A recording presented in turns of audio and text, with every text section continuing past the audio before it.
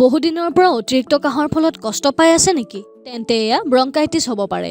ধোঁৱা বা ধূলিৰ পৰা সংক্ৰমণ হৈ হাওঁফাওঁত লাহে লাহে যি বিৰক্তিকৰ ইৰিটেশ্যন হোৱা আৰম্ভ হয়, তেতিয়াই ব্ৰংকাইটিছ হোৱাৰ সম্ভাৱনা বৃদ্ধি পায়, যাৰ ফলত উশাহ লোৱাত কষ্ট পায় আৰু অতিৰিক্ত কাহ হয়। এই সমস্যাৰ পৰা নিজকে ৰক্ষা কৰিবলৈ ভালদৰে জিৰণি লোৱা, গৰম খাদ্য খোৱা আৰু ধোঁৱা বা ধূলিৰ পৰা আঁতৰি থকাটো খুবেই দৰকাৰী। প্ৰায় সময়তে ই নিজে নিজেই পৰিষ্কাৰ হোৱাৰ পিছতো যদি কাহ আহি থাকে, তেনেহ'লে পলম নকৰি আজিয়েই আমাৰ সৈতে যোগাযোগ কৰক।